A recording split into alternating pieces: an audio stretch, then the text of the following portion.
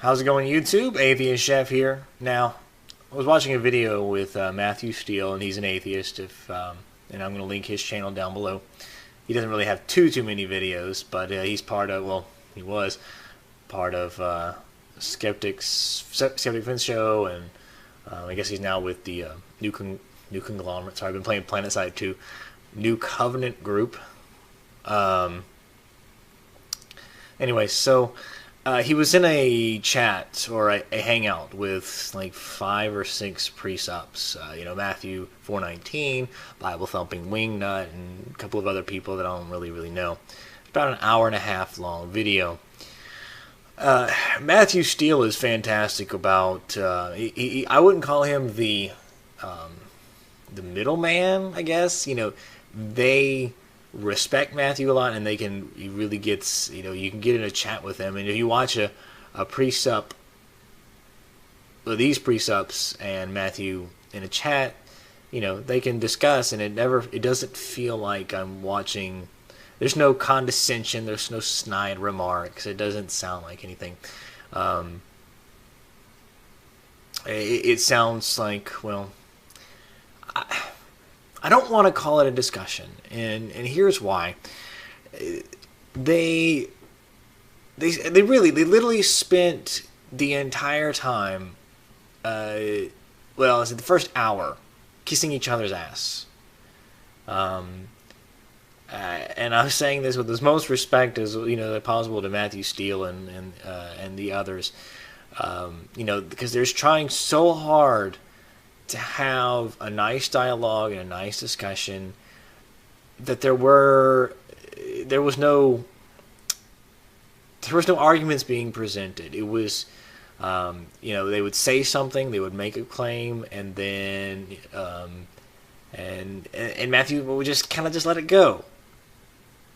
And you could almost see it that the better part of him wanted to reply, but he wouldn't. And then Matthew would say something. And they I guess you could watch them biting their tongues, and they wanted to say something, but they wouldn't, because they were perpetuating this cycle of friendly discussion that they weren't getting anything done. I am all about discussion. I am all about open, honest debate and an exchange of ideas, and it's the only way that we should need to do this.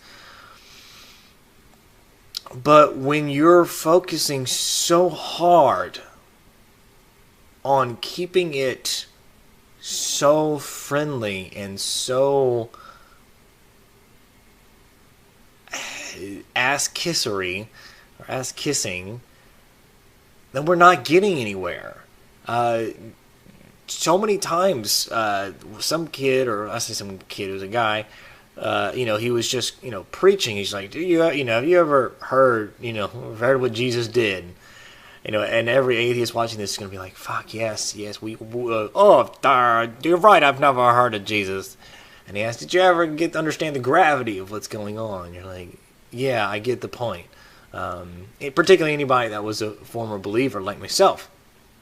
Now, and then he just goes on and he preaches and he just talks about, and he sacrificed himself, and he took on our sin, and he suffered miserably, and like 19 different arguments came to my head, and Matt was being nice and not talking about it and just allowing him to preach, and that was all for the sake of respect and trying not to be a rabble rouser and cause difficulties or causing strain when apparently the night had been going so well and everybody was all nice and peachy with each other and respectful, and I like you, man, I love you too, man, I love you.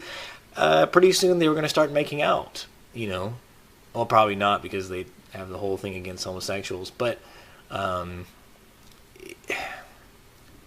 it disappointed me, because I know that Matt wanted to say some things. I know it.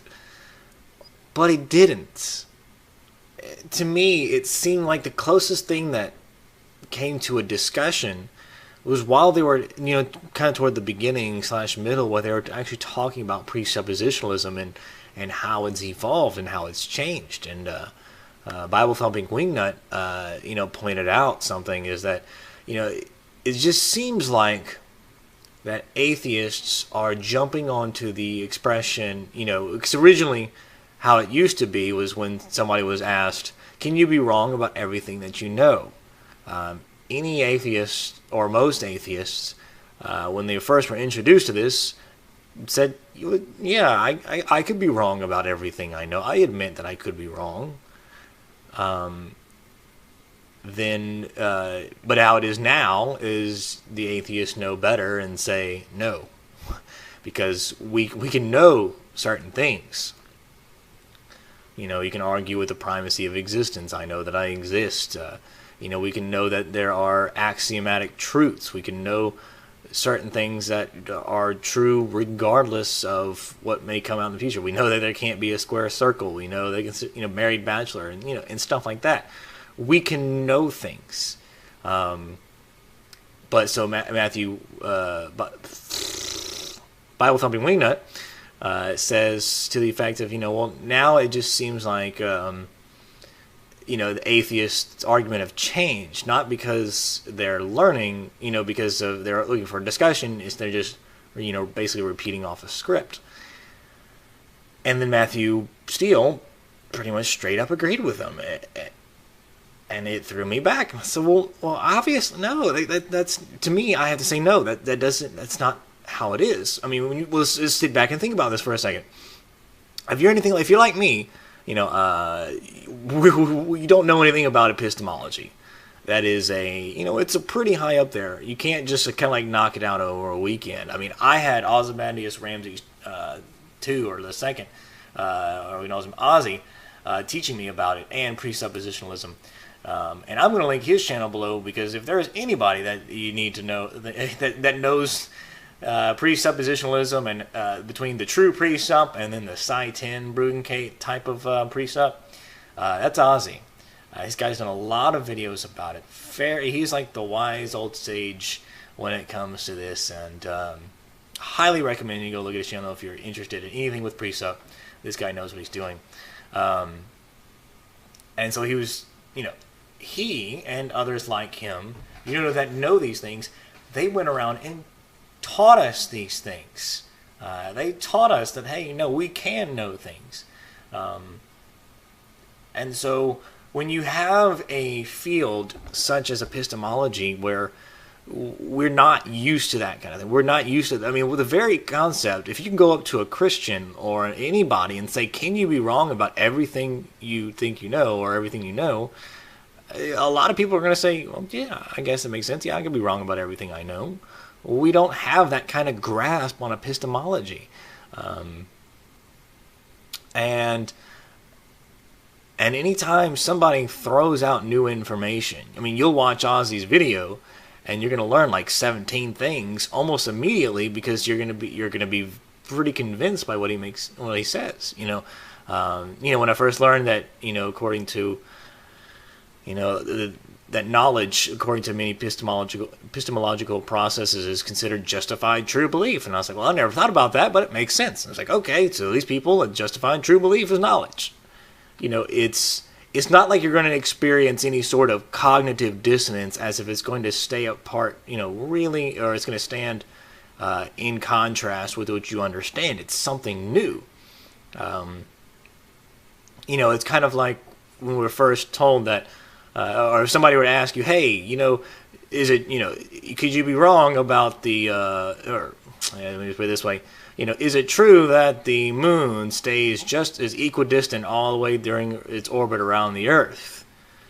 Well, it makes sense. It doesn't seem like it gets that further apart, that's further apart. And then somebody can come along and say, no, well, actually it changes. It actually gets, closer at one point and further at another. It's never equidistant. And there's points where the Earth is actually kind of wobbling a little bit closer, and the Earth, there's this whole wobbling effect going between the Earth and the moon. And you go, okay, that actually makes sense too. And you start putting it together. when there's no cognitive dissonance, you learn things pretty damn quickly. And so to say that it's, atheists just, walking along like, hey, what's the new argument for presuppositionalism today?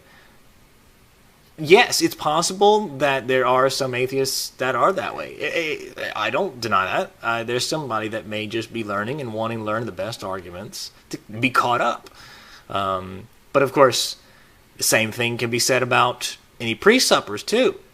I mean, Presup has been changing, and there's certain key phrases and words that you can tell when somebody who doesn't know what they're talking about says, and somebody who does, what they'll say.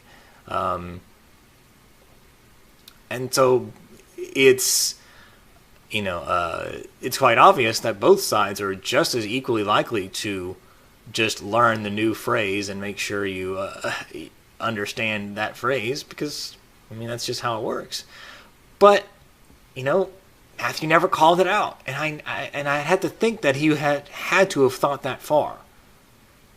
But he completely said, I completely agree, and I said it was just that, to me, again, this is not an attempt on to assassinate Matthew's character. It just seems like he was trying so hard to be friendly with them that he was pulling his punches for the sake of, I guess you would say, trying to build a rapport that when they get into deeper discussions that they're not going to see him as such a, I don't know, they're not going to, I don't know, that he thinks he may change their mind, or he may change him, that maybe he's really is an atheist and he really is trying, so, when he comes to us with questions, maybe we will, respect it more. I don't know, and, I don't know, I don't know how I feel about that. Not because I think what Matthew is doing wrong or anything, but I think it's for naught.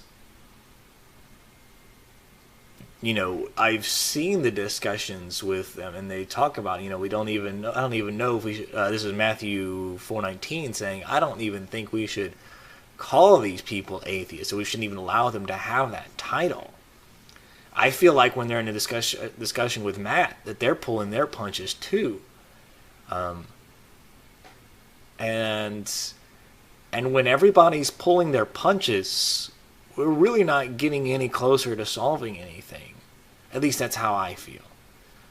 When it comes down to it, when you get to the nitty-gritty on the certain aspects of Christianity and presupposition, or presuppositionalism, it gets to the point when it comes to explaining the contradictions, and it comes to explaining how to validate their claims, they really just come with, I don't know. Or they come out with something, for example, they talked about salvation, and Matthew had pointed out and said, or maybe somebody else was pointing out, but said, it seemed like there should be some kind of experience. There's many Christians that get that, boom, it seems like God just came in and clicked. Kind of like me when I thought I was experiencing God. It seemed like, boom, it just clicked, and I was a Christian, and it was just, boom, oh my God, everything is overwhelming, and I'm loved, and I'm, I was a sinner, and God forgave me, and, and it was obvious then.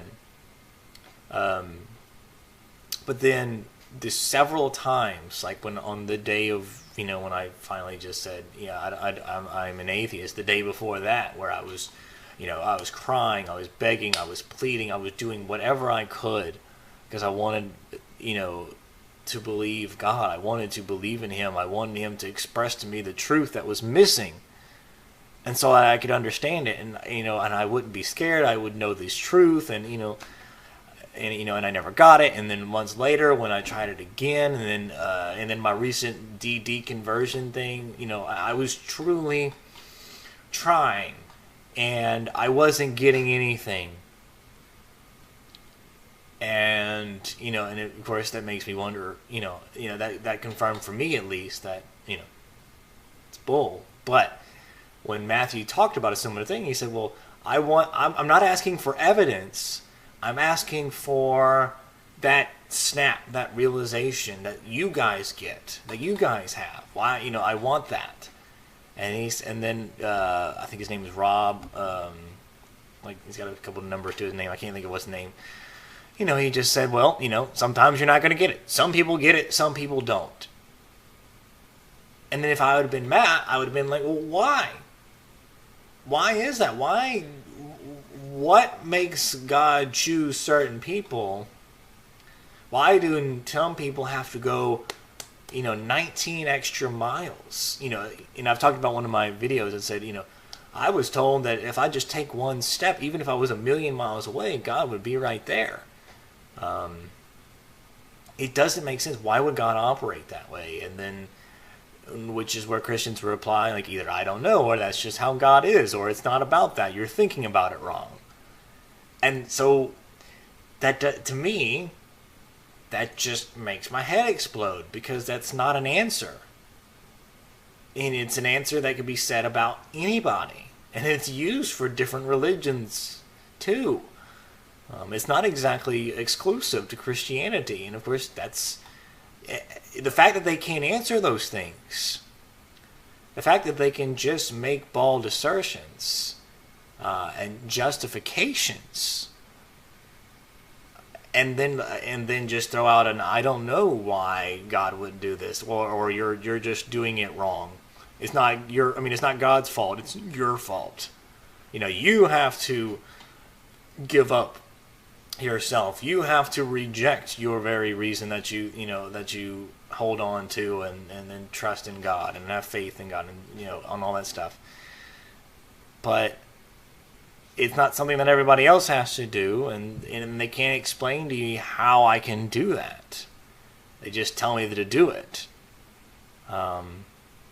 It's those kind of things that need to be held to the fire. Their feet need to be held to the fire for those kind of questions. But we're not getting it. And we didn't get that tonight. All for the sake of friendliness and having a friendly discussion. So, why am I saying all this? Matt, I wish you the best with this, and I don't know if you have a plan or something, or if you're just really trying to really get on their best possible side. And I have a feeling that's what it is to be, you're trying to be honest, and you're trying to be open, and you're trying to show that malleability that you actually have in your search for answers. I just think that for those that are watching, like myself, I'm looking at, it seems like there's no real discussion going on. It's them preaching and you biting your tongue to not seem confrontational. That doesn't get us to truth. That doesn't get us to understanding. The fact is this, is they are claiming the impossibility of the contrary, that their worldview is the correct worldview.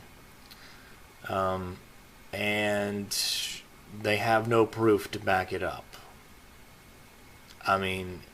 Even among the presuppositionalists, the true presups, the Gregory Bonsons and whatnot, they even look at the presuppers like Psi 10 and look at them and go, no, that's not how it is.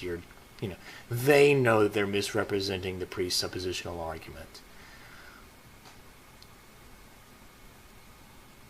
I don't think that getting chummy and really close with them is going to change much of anything.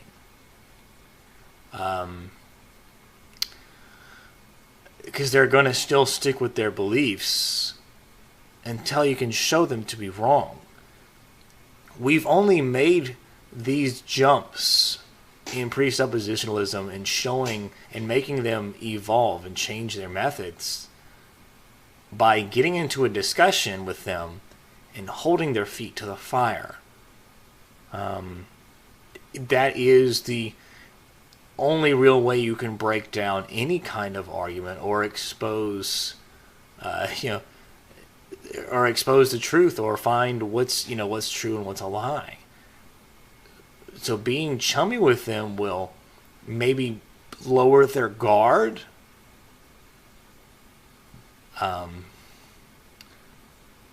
But I don't think it's going to make a difference. It's not going to change the way that they think. It's not going to change the way that they see atheists. It's not going to change the way that they see your atheism. They may respect you more than, say, me or anybody else that they've ever encountered. But I don't know. I could be wrong. I could be jealous of Matt's way of his mastery at subterfuge and slipping in behind enemy lines. I don't know. I hope I'm wrong. I hope that what Matt is doing is effective, and that being that it's getting open discussion, that maybe it'll change at least the attitude that they tend to have when they talk. I don't know. It makes sense. I get it. I guess I just don't have high hopes for it. I don't know. Because I think eventually, even if you do lower their guard, it won't be until you hold their feet to the fire that you get there. And I think regardless of how chummy you are with them now, when it comes down to it, I think they're going to fall back to the same old tricks. Well, that's it, folks. This is the Atheist Chef signing off. Peace. Getting anything done. I am all about discussion. I am all about open, honest debate and an exchange of ideas. And it's the only way that we should need to do this. But when you're focusing so hard on keeping it so friendly and so ass-kissery or ass-kissing, then we're not getting anywhere. So many times, a couple of other people that I don't really know, about an hour and a half long video. Matthew Steele is fantastic about, I wouldn't call him the middleman, I guess. They respect Matthew a lot, and he really gets, you can get in a chat with him. And if you watch a Presup, these Presups and Matthew in a chat, they can discuss, and it doesn't feel like I'm watching. There's no condescension. There's no snide remarks. It doesn't sound like anything. There was no arguments being presented. It was, they would say something, they would make a claim, and then, and Matthew would just kind of just let it go. And you could almost see it that the better part of him wanted to reply, but he wouldn't. And then Matthew would say something. And they I guess you could watch them biting their tongues, and they wanted to say something, but they wouldn't, because they were perpetuating this cycle of friendly discussion that they weren't.